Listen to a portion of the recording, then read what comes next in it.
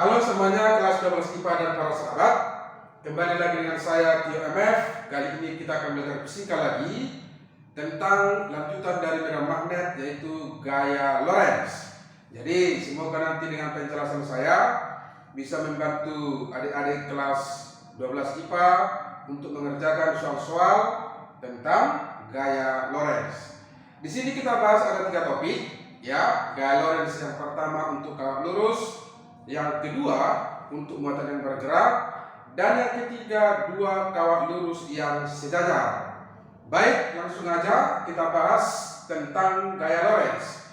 Kalau dikatakan gaya Lorentz, ingat ya, gaya Lorentz itu bekerja di sekitar medan magnet, bukan di dalam medan magnet. Ya, yang pertama kita bahas di sini adalah untuk kawat lurus. Yang pertama untuk kawat lurus. Oke. Jadi misalnya di sini saya gambarkan arah daripada medan magnet atau disimbolkan dengan B. Nah, seperti ini. Oke. Kemudian ada kawat memotong daripada medan magnet. Ini kawat, ya. Dialiri arus listrik sebesar I. Nah, kemudian panjang kawat itu kita sebut sebesar L. Lalu kawat itu terhadap medan magnet membentuk sudut sebesar theta. Nah, gitu, ya. Kawat lalu ada arus listrik sebesar I. Dan kawat ini memotong daripada medan magnet atau disimbolkan dengan B. Lalu kalau kita uraikan arah daripada medan magnetnya, maka nanti ke sini dia itu B cos theta. Nah, kemudian kalau dia ke sini tegak lurus sini, itu adalah B sin theta. Ya. Nah, jadi kalau ditanya nanti rumus gaya Lorentz untuk kawat lurus itu F sama dengan arus dikalikan dengan L panjang dikalikan dengan B sin theta. Lalu kalau ada pertanyaan, kenapa kita kalikan dengan B sin theta bukan B cos theta? Karena kita pakai adalah yang tegak lurus terhadap kawat, ya. Yang tegak lurus terhadap kawat adalah B sin theta, bukan B cos theta. Itu dia, ya. Jadi rumusnya adalah F sama dengan I dikali L dikalikan dengan B sin theta.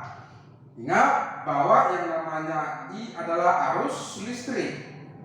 Arus listrik dalam satuan ampere. Kemudian L panjang kawat. Panjang kawat dalam satuan meter. Kemudian kalau dia B adalah kuat medan magnet. Kuat medan magnet tentu dalam satuan Tesla atau Weber per meter kuadrat. Sedangkan theta itu adalah sudut antara yang dibentuk arus listrik dengan medan magnet atau disimbolkan dengan B. Itu keterangannya. Kemudian kalau ditanya bagaimana cara menentukan arah gaya Lorentz untuk kawat lurus, kita memakai dengan kata K2 terbuka. Kaidah tangan kanan kedua terbuka, ya. Dengan keterangan bahwa nanti kalau dia jempol itu menandakan arah arus listrik. Kemudian kalau dia nanti 4 jari itu medan magnet atau B. Kemudian kalau telapak tangan itu adalah gaya Lorentz atau disimbolkan dengan F. Yang seperti ini, ya. Ini arah arus, lalu 4 jari adalah arah medan magnet, dan tegak lurus daripada telapak tangan itu adalah arah gaya Lorentz. Saya ulangi, ini arah arus, ini arah medan magnet, tegak lurus telapak tangan adalah arah daripada gaya Lorentz. Lorentz. Ya, seperti ini. Oke, inilah namanya kaidah tangan kanan kedua terbuka. Nah, lalu kalau misalnya kita buat contoh ya, contoh menentukan arah daripada gaya Lorentz. Nah, jadi contoh yang pertama, misalnya di sini ada magnet utara, kemudian di sini ada magnet selatan, lalu di sini ada kawat dialiri arus listrik I. Pertanyaannya, kemanakah arah daripada gaya Lorentz? Ya kan? Oke, jadi dengan kaidah kanan kedua terbuka berarti gini, ini arusnya ke atas, sedangkan arah merah magnetnya, ingat arah merah magnet itu adalah selalu dari utara ke selatan. Ini arah B. Gitu ya. Kita buat arus ke atas, lalu B-nya ke sana berarti gini. Ya, arusnya ke atas, arah merah magnetnya ke sana, maka telapak tangan ke sini, ya kan? Masuk bidang, ya.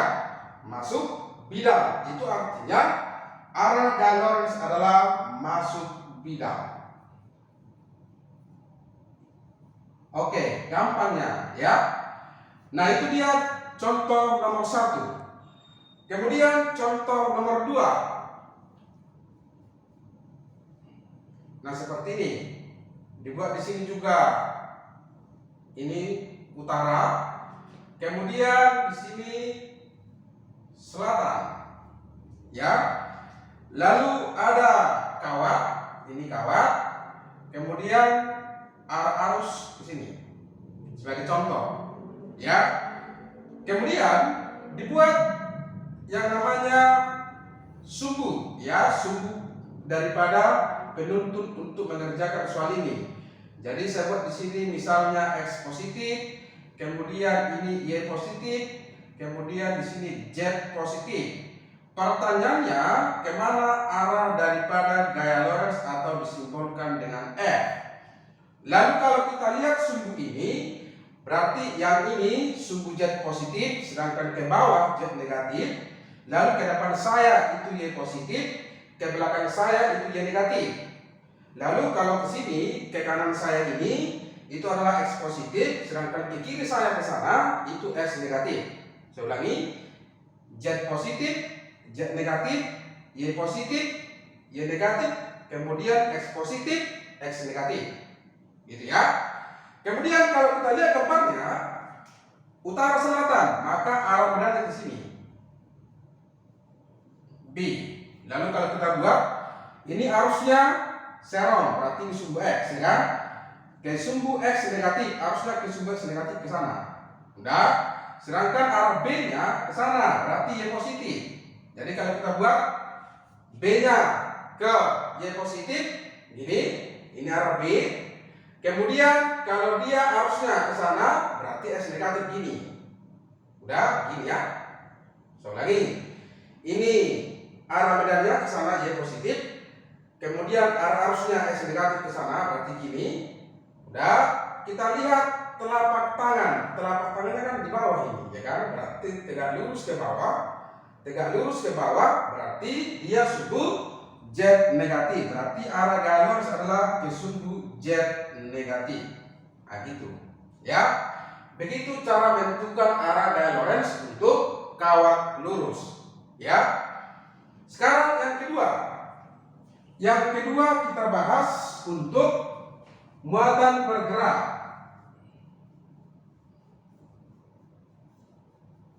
Muatan bergerak, muatan disimbolkan dengan Q. Ya. Jadi misalnya di sini juga saya gambarkan arah daripada yang namanya medan magnet atau disimbolkan dengan B. Nah, seperti ini. Kemudian ada partikel bermuatan. Partikel bermuatan bergerak dengan kecepatan V. Kecepatan V memotong daripada yang namanya medan magnet membentuk sudut sebesar theta. Nah, ini muatannya.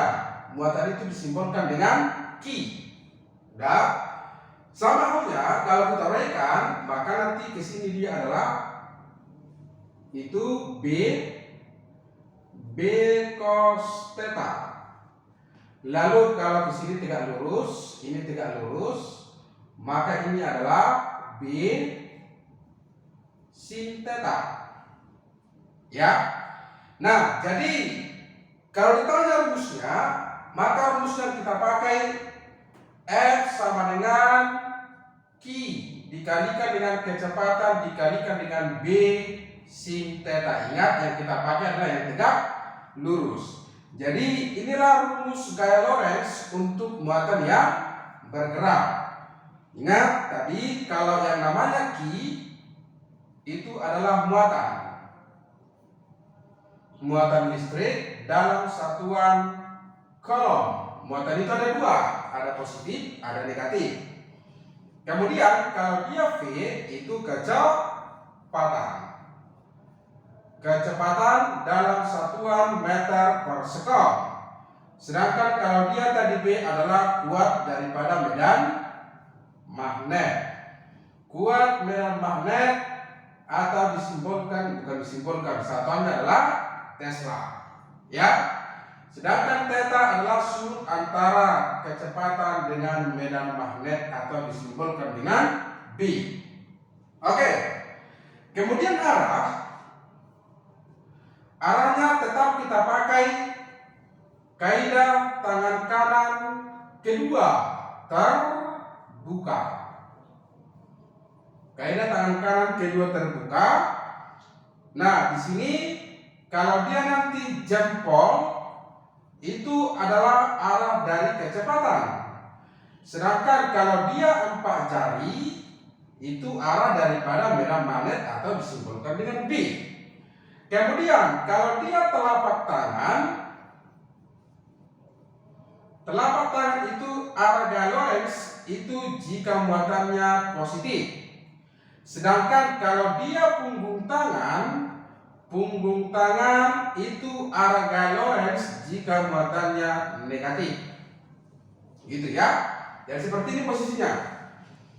Arah kecepatan medan magnet telapak tangan itu arah gaya Lorentz jika muatan positif. Kemudian punggung tangan arah gaya Lorentz jika muatannya negatif. Saya ulangi, ini arah kecepatan medan magnet telapak tangan gaya Lorentz jika muatan positif. Punggung tangan gaya Lorentz jika muatannya negatif. Seperti itu, ya. Nah, jadi misalnya kita buat seperti ini.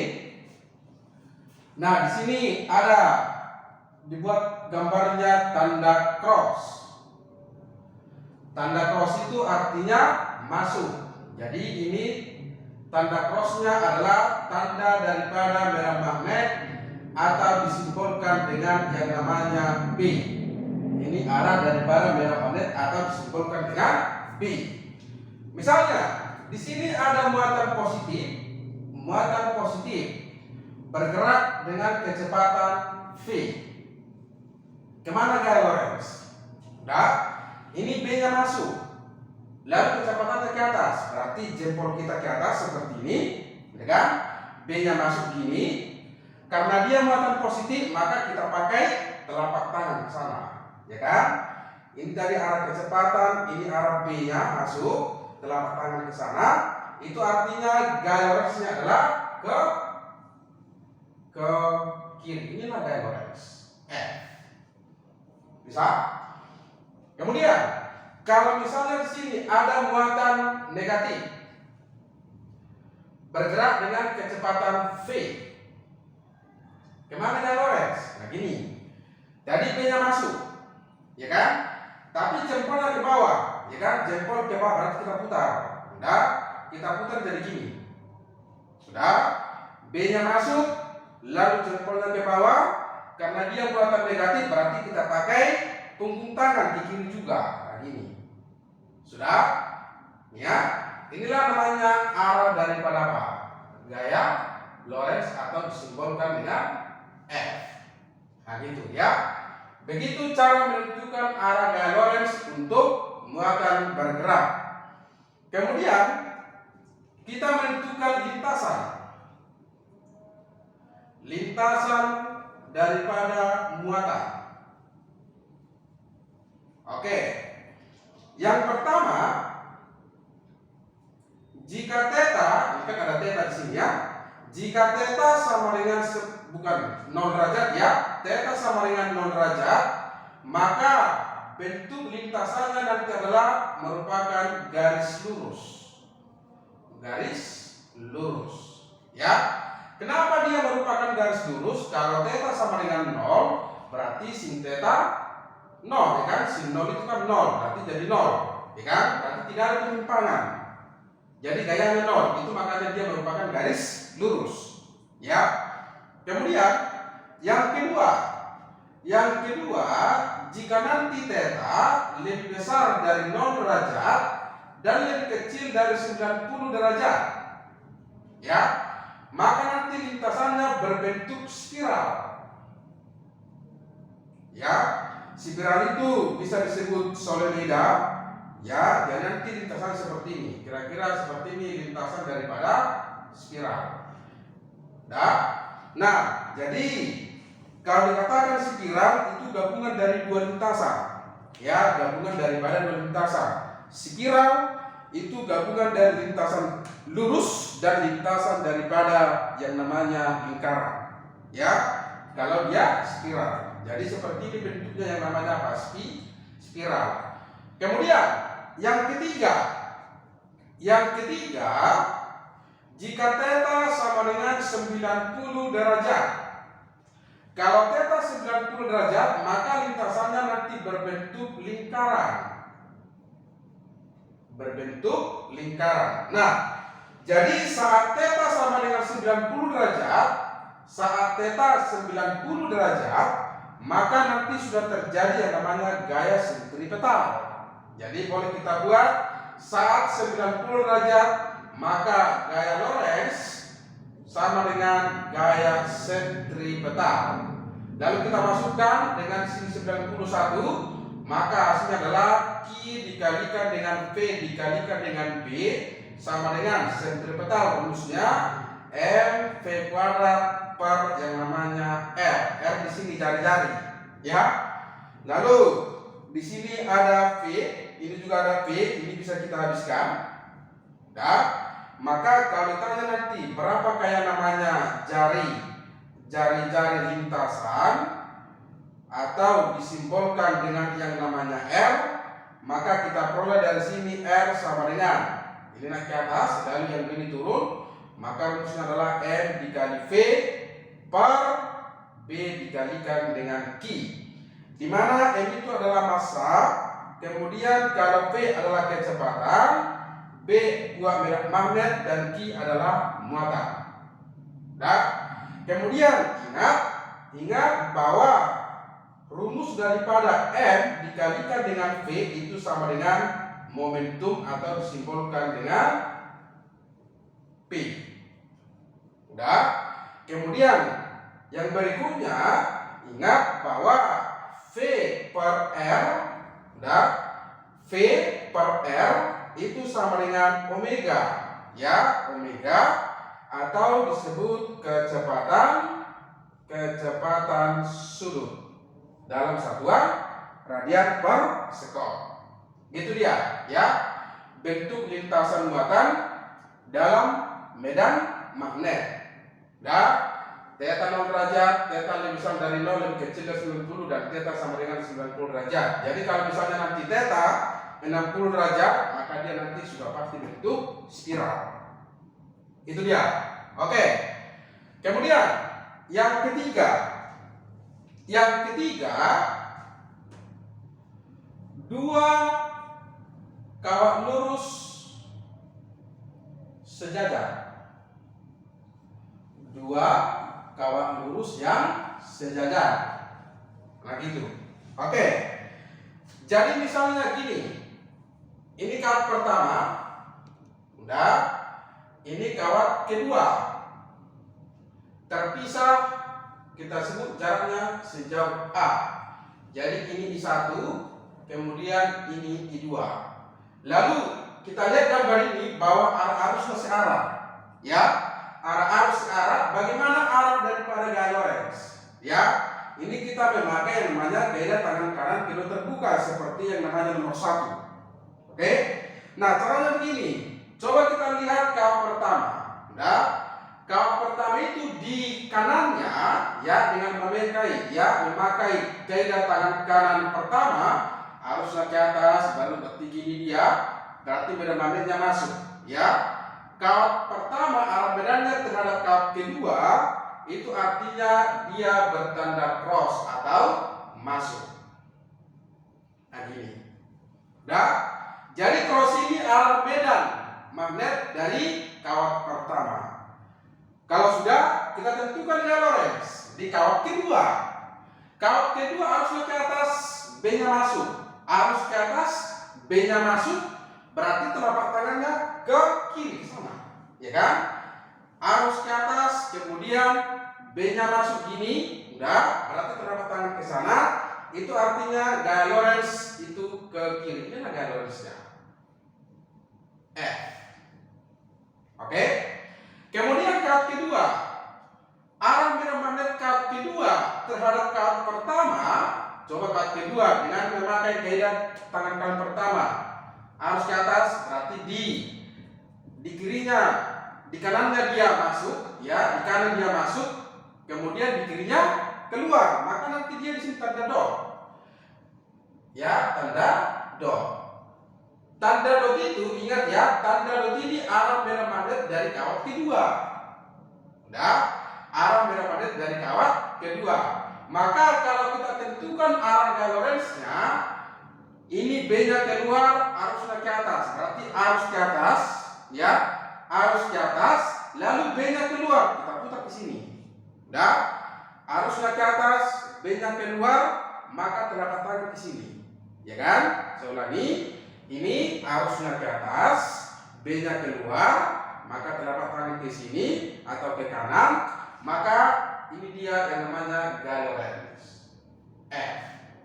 Nah, dari sini kita simpulkan jika dua kawat lurus yang sejajar arah arusnya sama, maka nanti gaya Lorentz-nya adalah tarik menarik. Itu kesimpulannya. Kalau searah arusnya, maka gaya Lorentz tarik menarik. Oke? Sekarang kalau dia nanti berlawan arah, nah ini kawat pertama I1, kemudian ini kawat kedua I2 terpisah sejauh yang namanya A. Nah gitu ya. Sekarang kita tentukan arah gaya Lorentz ya. Sebelum menentukan arah gaya Lorentz, kita tentukan dulu arah medan magnet. Arah medan magnet kawat pertama ditimbulkannya terhadap kawat kedua ke atas gini masuk, berarti di kanan dia masuk. Itu artinya di kawat kedua dia, kawat kedua itu tanda cross begini.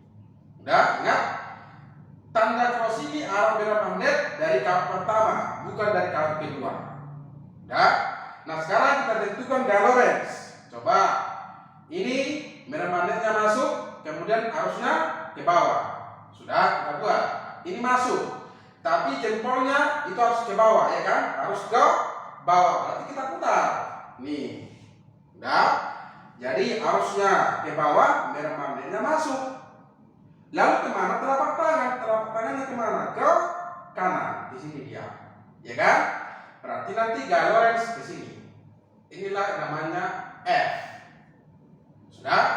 Kemudian yang berikutnya kita tentukan arah medan magnet di kawat pertama oleh kawat kedua. Sudah. Arah medan magnet di kawat pertama oleh kawat yang kedua. Coba dari kawat kedua. Arusnya ke bawah, ya kan? Berarti gini.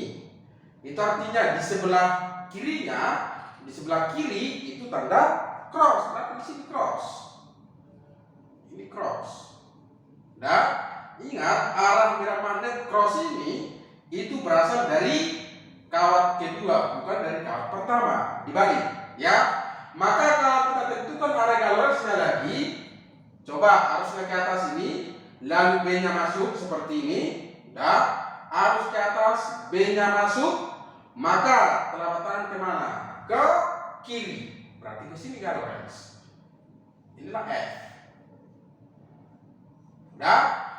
Jadi kesimpulannya apa?